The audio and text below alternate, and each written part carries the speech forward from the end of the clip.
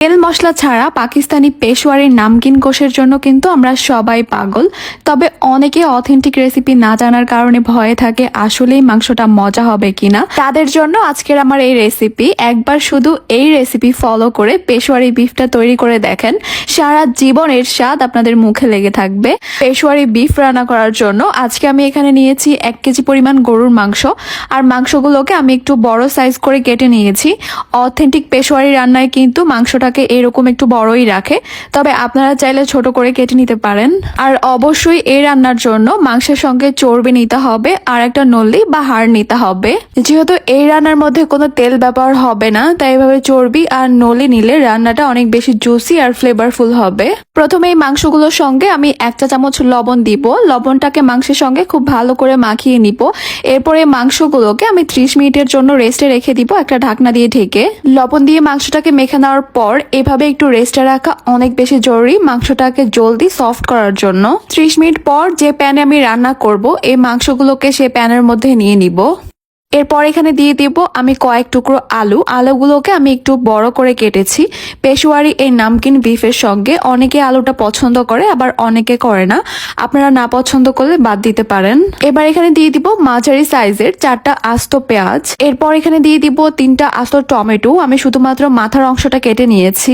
এখন দিয়ে দিব এখানে আমি 5টা আস্ত রসুন। আমি এই সবগুলোকে একটু জায়গায় জায়গায় ছড়িয়ে ছড়িয়ে বসিয়ে দিচ্ছি। এরপর এখানে দিয়ে দিব আমি 2 ইঞ্চের মতো আদাগুলোকে আমি একটু পাতলা পাতলা করে স্লাইস করে নিয়েছি।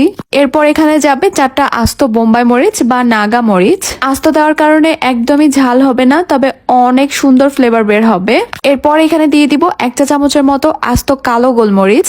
পেশোয়ারির নামকিন গোশ বা বিফের সঙ্গে মশলা বলতে শুধু এই একটা উপকরণই যাচ্ছে, কালো গোলমরিচ, তাও আবার আস্ত দিতে হবে। এরপর এখানে দিয়ে দিব 1/2 চা চামচ লবণ।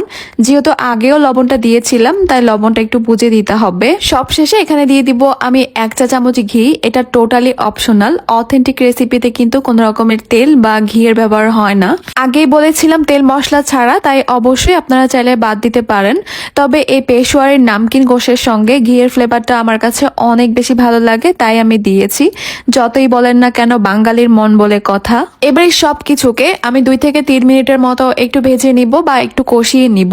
অনেকেই এই রান্না করার সময় অনেকগুলো ঘিয়ের মধ্যে মাংসটাকে একটু ভেজে নেয়। সেটার কিন্তু টেস্টটা আবার অন্যরকম চলে আসবে, ঘ্রাণটাও কিন্তু অন্যরকম চলে আসবে।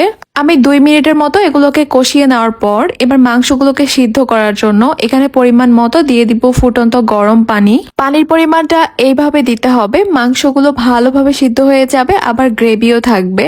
আর এই রান্নাটার মধ্যে আমার সবচেয়ে পছন্দ হচ্ছে গ্রেভিটা খেতে অনেক বেশি মজা লাগে। আচ্ছা, আপনারা কিন্তু চাইলে এই পর্যায়ে এগুলোকে সিদ্ধ করার জন্য প্রেসার কুকার ব্যবহার করতে পারেন। একটা ঢাকনা দিয়ে ঢেকে দিব আর চুলার হিটটাকে একদম লোতে রাখবো।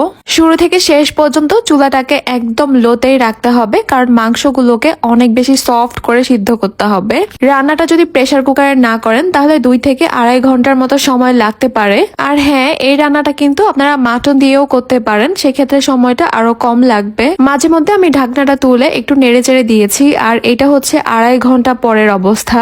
মাংস, আলু, রসুন সব কিন্তু খুব ভালো মতো সিদ্ধ হয়ে গেছে। আর আমার পছন্দ মতো এখানে গ্রেভিটাও রয়েছে। এখন আমি একটা মাংস তুলে একটু চেক করে নিচ্ছি আমার পছন্দ মতো মাংসটা সফট হয়েছে কিনা। পারফেক্ট, মাংসটা একদমই ওয়েল ডান। এখন আমি চুলাটা অফ করে দিব।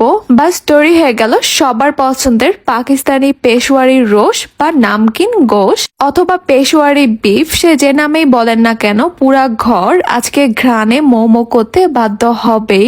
যখনই আপনি এই রান্নাটা করবেন, সারা ঘর কিন্তু ঘ্রাণে একদম ছড়িয়ে ছিটিয়ে যাবে। আর সবাই একবার হলেও দেখে যাবে কি রান্না হচ্ছে। এটার স্বাদ সম্পর্কে আমি আপনাদেরকে যতই বলবো কম হয়ে যাবে। আপনাদেরকে অবশ্যই একবার বাসায় ট্রাই করে দেখতে হবে।